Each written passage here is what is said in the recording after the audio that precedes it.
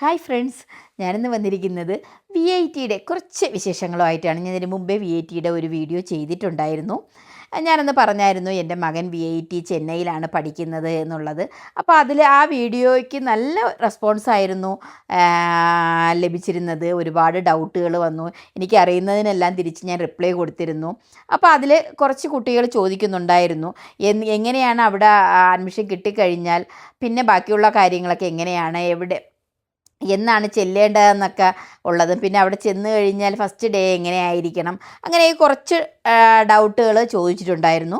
അപ്പം അതിൽ ഇപ്പം നമ്മൾ എല്ലാ VITകളിലും എക്സാം എല്ലാം കഴിഞ്ഞു, റിസൾട്ട് വന്നു, അവരുടെ റാങ്കും ഒക്കെ അനൗൺസ് ചെയ്തിട്ടുണ്ട്. അപ്പോൾ ഇനി നമുക്ക് അടുത്ത അഡ്മിഷൻ്റെ ടൈമാണ്. അപ്പോൾ അവർ അത് കണക്കാക്കി മെയിലെല്ലാം നമുക്ക് അയക്കും. നമ്മൾ ഏത് റാങ്കിലാണ് എന്നുള്ളത്, ഏത് ഡിപ്പാർട്ട്മെൻറ്റിലാണ് നമ്മൾ, അതായത് എല്ലാ സെക്ഷനും വരുന്നുണ്ടല്ലോ. ഇപ്പം നമ്മളുടെ ഏത് കോഴ്സാണോ എടുക്കുന്നത് അത് കണക്കാക്കിയുള്ള എല്ലാ കോഴ്സും VIT ചെന്നൈയിലും ഭോപ്പാലിലും അമരാവതിയിലും ഒക്കെ VIT വെല്ലൂരും ഒക്കെ ഉണ്ട്. അപ്പോൾ അതിന് നമ്മുടെ കോഴ്സ് നമുക്ക് കിട്ടുന്ന കോളേജ് എവിടെയാണെന്നുള്ളത് മൊത്തം മെയിലിലാണ് അവർ ഡീറ്റെയിൽ എല്ലാം ഞാൻ തരുന്നതെന്ന് ഞാൻ പറഞ്ഞിട്ടുണ്ടായിരുന്നു. മെയിൽ കറക്റ്റ് ചെക്ക് ചെയ്യണം. മെയിൽ ഒരു കാരണവശാലും നമ്മൾ നോക്കാതിരിക്കരുത്. മെയിൽ തന്നെയാണ്, നമ്മൾ വിളിച്ചു കഴിഞ്ഞാലൊന്നും കറക്റ്റ് നമുക്ക് ആൻസർ കിട്ടത്തില്ല. അപ്പം മെയിൽ നിങ്ങൾ നോക്കുക. അപ്പം 2024 അക്കാഡമിക് ഇയർ സ്റ്റാർട്ട് ചെയ്യുന്നത് ഇപ്പം ജൂലൈയിലാണ്. ജൂലൈ മാസത്തിലാണ് സ്റ്റാർട്ട് ചെയ്യുന്നത്. ജൂലൈ 6-ാം തീയതിയാണ് എല്ലാ ബാച്ചുകൾക്കും ക്ലാസ് തുടങ്ങുന്നത്. അപ്പോൾ ആ ജൂലൈ 6-ാം തീയതി തന്നെ എന്തായാലും ഫസ്റ്റ് ബാച്ചിനും അതിൽ 1-2 ദിവസമൊക്കെ മാത്രമേ അങ്ങോട്ടും ഇങ്ങോട്ടും മാറത്തുള്ളൂ. അപ്പോൾ തന്നെ എത്തുക. അതിന് മെയിലിൽ എന്താണെന്നുള്ള ഡേറ്റ് നിങ്ങൾക്ക് തരും, സമയവും തരും.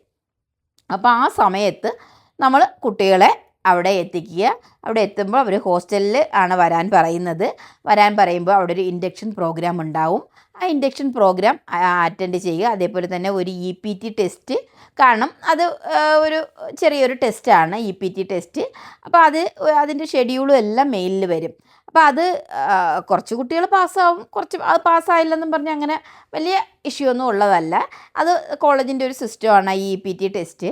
അത് ഉണ്ടാവും. അത് കഴിഞ്ഞ് കഴിഞ്ഞാൽ പിന്നെ എല്ലാ ഡിപ്പാർട്ട്മെൻറ്റിനും ഒരു പ്രോക്ടർ ഉണ്ടാവും. പ്രോക്ടറിൻ്റെ മീറ്റിംഗ് ഉണ്ടാവും. എന്ന് വെച്ചാൽ ഈ പ്രോക്ടറാണ് പിന്നെ നിങ്ങളുടെ എല്ലാ കാര്യങ്ങളും, കോളേജിലെ ഒരു ഗാർഡിയനാണെന്ന് തന്നെ പറയാം.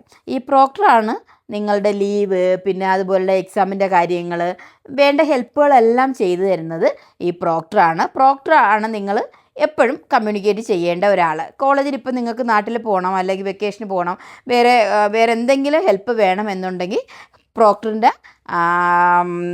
കൂടെയാണ് നിങ്ങൾ സംസാരിക്കേണ്ടതും. പുള്ളിയാണ് എല്ലാം അപ്രൂവ് ചെയ്ത് തരേണ്ടതും ഒക്കെ. ഇപ്പോൾ ഹോളിഡേ ആണ്, വീട്ടിൽ പോകണം, പാരൻസിൻ്റെ അടുത്ത് പോകണം എന്നുണ്ടെങ്കിൽ ഒരു മെയിൽ അയക്കുന്നു. മെയിൽ അപ്രൂവ് ചെയ്യണത് പ്രോക്ടറാണ്. അപ്പോൾ പ്രോക്ടർ അപ്രൂവ് ചെയ്തെങ്കിൽ മാത്രമേ നിങ്ങൾക്ക്, അത് കോളേജ് ഹോസ്റ്റലിൽ താമസിക്കുന്ന കുട്ടികൾക്ക്, അല്ലാണ്ട് പുറത്ത് താമസിക്കുന്ന കുട്ടികൾക്ക് അങ്ങനെ വീട്ടിൽ പോകുന്നതിനുള്ള അപ്രൂവ് വേണ്ട. അല്ലാണ്ടുള്ള അക്കാഡമിക് കാര്യത്തിന് എല്ലാത്തിനും പ്രോക്ടറിൻ്റെ അപ്രൂവൽ ആവശ്യമാണ്. അവിടുത്തെ ഹോസ്റ്റലിൻ്റെ കാര്യമെല്ലാം ഞാൻ ആ വീഡിയോയിൽ പറഞ്ഞിട്ടുണ്ടായിരുന്നു. ഹോസ്റ്റൽ ഫീസ് ഒരു 2,50,000 തൊട്ട് വരുന്നുണ്ട്. AC-യും നോൺ AC-യും ഉണ്ട്. ഫുഡാണെങ്കിലും വെജും നോണും ഉണ്ട്. അതൊക്കെ ഓരോ കുട്ടികളുടെയും സാമ്പത്തിക രീതിക്ക് അനുസരിച്ച് നമുക്ക് സെലക്ട് ചെയ്യാവുന്നതാണ്. പിന്നെ ഡിപ്പാർട്ട്മെൻറ്റിൻ്റെ ഒരു ഇൻഡക്ഷൻ പ്രോഗ്രാം ഉണ്ടാവും. അതിൻ്റെ പിറ്റേ ദിവസം തന്നെ ഉണ്ടാവും. അതിലാണ് HODs, ഫാക്കൽറ്റീസ്, പ്രോക്ടറൊക്കെ പരിചയപ്പെടുത്തി തരുന്നത് ഈ ഡിപ്പാർട്ട്മെൻറ്റിൻ്റെ ഇൻഡക്ഷൻ പ്രോഗ്രാമിലാണ്. ഒരു ദിവസം എന്തായാലും ആ ഒരു പ്രോഗ്രാം ഉണ്ടാവും. പിന്നെ ക്ലാസ് എന്നാണ് തുടങ്ങുന്നത് എന്നുള്ളത് എല്ലാം അവർ പറയുന്നതാണ്.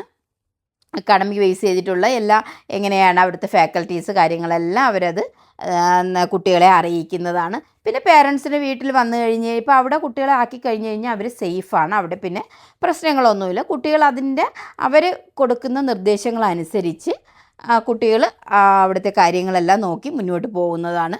പുറത്താണ് താമസിക്കുന്ന കുട്ടികളെന്നുണ്ടെങ്കിൽ രാവിലെ ക്ലാസ് സമയത്ത് അവിടെ എത്തേണ്ടതാണ്. ഫീസ് വെച്ച് നോക്കുമ്പോൾ പുറത്ത് കുറച്ച് കുറവാണ്. പക്ഷേ കുട്ടികൾക്ക് ഫസ്റ്റ് പോകുന്ന പല സ്റ്റേറ്റിൽ നിന്ന് വരുന്ന കുട്ടികളാണല്ലോ. അപ്പോൾ കുട്ടികളെ നമുക്ക് ആദ്യം കൊണ്ട് പുറത്ത് താമസിപ്പിക്കാൻ പേരൻസിന് ഓക്കെ ആണ്. അതിൻ്റെ ചുറ്റുമുള്ള ആൾക്കാർക്കാണെന്നുണ്ടെങ്കിൽ പുറത്ത് വന്നു പോകുന്നതിന് കുഴപ്പമില്ല.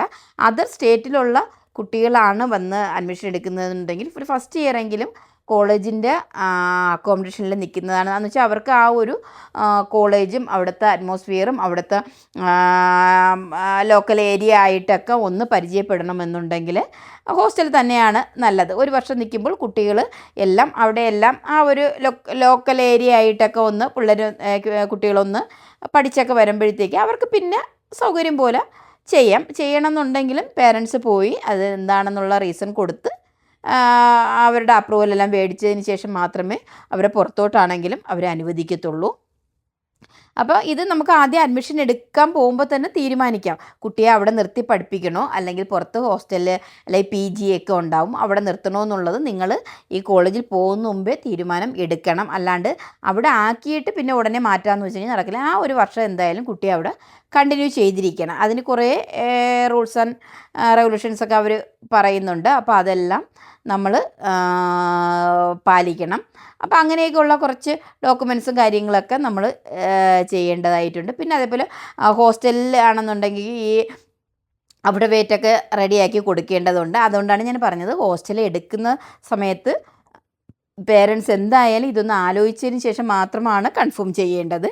ഇപ്പം നിങ്ങൾക്ക് സമയമുണ്ട് എന്നുണ്ടെങ്കിൽ പോയി PG ഒക്കെ നോക്കി എടുത്ത് വരാം. പക്ഷേ ഒരുപാട് വ്യത്യാസമുണ്ട്, ഹോസ്റ്റൽ ഫീസിൽ ഇത്തിരി വ്യത്യാസം വരും. അങ്ങനെ നമുക്ക് നോക്കിയൊക്കെ ചെയ്യാവുന്നതേ ഉള്ളൂ. ആദ്യമായിട്ട് പോകുന്നവർക്ക് ഇത് അറിഞ്ഞുകൂടാ. എനിക്ക് സത്യം പറഞ്ഞാൽ ഇതൊന്നും അറിഞ്ഞുകൂടായിരുന്നു. കുട്ടി അവിടെ പഠിച്ചു കഴിഞ്ഞപ്പോഴത്തേക്കാണ് ഇങ്ങനെ PG ഫെസിലിറ്റീസൊക്കെ ഉണ്ട്, കുറച്ച് പൈസയുടെ വ്യത്യാസങ്ങൾ വരും. കുട്ടി എവിടെ ആയിരുന്നാലും കുട്ടികളാണ് ഇപ്പോൾ പുറത്ത് പോയി കഴിഞ്ഞാൽ അകത്ത് നിന്നാലും കുട്ടികളാണ് അവരവരുടെ കാര്യങ്ങൾ നോക്കേണ്ടത്. അല്ലാണ്ട് ഇപ്പോൾ പേരൻസ് ടെൻഷൻ പിടിച്ചിട്ടൊന്നും ഒരു കാര്യമില്ല. കുട്ടികൾ നല്ല രീതിക്ക് എനിക്ക് നല്ല രീതിക്ക് പഠിക്കണം, നല്ല ഒരു അറ്റ്മോസ്ഫിയറിൽ വളരണമെന്ന് കുട്ടികൾ ചിന്തിച്ചു കഴിഞ്ഞാൽ അവിടെ പേരൻസിന് ഒരു ടെൻഷൻ്റെയും ആവശ്യമില്ല. അതുപോലെ ഈ ഹോസ്റ്റലിൽ ഞാൻ പറഞ്ഞ കണക്കാണ്, നമ്മൾ ഹോസ്റ്റലിലാണ് താമസിക്കാൻ തീരുമാനിക്കണത് എന്നുണ്ടെങ്കിൽ അവർ അവിടെ വെയിറ്റ് തയ്യാറാക്കി സൈൻ ചെയ്ത് കുട്ടിയുടെയും പേരൻ്റെയും ഒക്കെ സൈൻ ചെയ്ത് വേണം കൊടുക്കാൻ. അപ്പോൾ അങ്ങനെയുള്ള കാര്യങ്ങളൊക്കെ ഉണ്ട്. പിന്നെ ടൈം ആണെന്നുണ്ടെങ്കിൽ അവിടെ ഹോസ്റ്റലിൽ കയറുന്നതിന് രാത്രി 9 മണിക്ക് മുമ്പേ ബോയ്സ് ഹോസ്റ്റലും 8 മണിക്ക് മുമ്പേ ഗേൾസ് ഹോസ്റ്റലിലും നമ്മൾ എന്തായാലും എത്തേണ്ടതുണ്ട്. ഡേയിൽ നമ്മുടെ ഈ വർക്കിംഗ് ഡേയിൽ ഹോളിഡേ ആണെന്നുണ്ടെങ്കിൽ അതിൽ ചെറിയൊരു മാറ്റമൊക്കെ വരുന്നുണ്ട്. എന്തായാലും ഈ സമയത്ത് അതുപോലെ ഫുഡിൻ്റെ ആണെന്നുണ്ടെങ്കിൽ ബ്രേക്ക്ഫാസ്റ്റ് 7 to 9 രാവിലെ ബ്രേക്ക്ഫാസ്റ്റ് ടൈം. ലഞ്ച് ടൈം വരുന്നത് 12 to 2 ഡിന്നർ ടൈം വരുന്നത് 7 to 9 അതേപോലെ സ്നാക്സിൻ്റെത് വരുന്നത് 5 to 6:30 ഹോളിഡേയിൽ ഒരു ചെറിയ വ്യത്യാസം, ഒരു ഹാഫ് ആൻ അവർ അങ്ങോട്ട് മാറുന്നുണ്ട്. ഹോളിഡേയിൽ വരുന്നത് 7:30 to 9:30 ബ്രേക്ക്ഫാസ്റ്റ്. ലഞ്ച് വരുന്നത് 12:30 to 2:30 ഡിന്നർ വരുന്നത് 7 to 9 പിന്നെ ഇതിനിടയ്ക്ക് നമുക്ക് ജ്യൂസ് അങ്ങനെയുള്ള കാര്യങ്ങളൊക്കെ പൈസ കൊടുത്ത് കഴിക്കാൻ പറ്റുന്ന ഫെസിലിറ്റി എല്ലാം അവിടെ ഉണ്ട്. ഇപ്പോൾ ഇടയ്ക്കൊക്കെ കുട്ടികൾക്ക് ജ്യൂസ് കഴിക്കണോ അങ്ങനെയൊക്കെ ഉണ്ടെന്നുണ്ടെങ്കിൽ പൈസ കൊടുത്ത് കഴിക്കാൻ പറ്റുന്ന ഫെസിലിറ്റി എല്ലാ ഫെസിലിറ്റിയും ഉണ്ട്. ഫാർമസി അങ്ങനെയുള്ള ഒരുപാട് കാര്യങ്ങൾ, സൂപ്പർ മാർക്കറ്റ് എല്ലാം നമുക്ക് അവിടെ അവൈലബിൾ ആണ്. എന്തുകൊണ്ട് നോക്കിയിരുന്നാലും VIT ക്യാമ്പസ് കിട്ടിക്കഴിഞ്ഞ് കഴിഞ്ഞാൽ ഒരു കുട്ടികളും എന്തായാലും മിസ് ചെയ്യരുത്. അത് മാത്രമാണ് എനിക്ക് പറയാനുള്ളത്. അതുകൊണ്ട് അഡ്മിഷൻ കിട്ടിക്കഴിഞ്ഞാൽ ഒന്നുകൂടി ചിന്തിച്ചിട്ട് വേണം നമ്മൾ പോവാനായിട്ട്.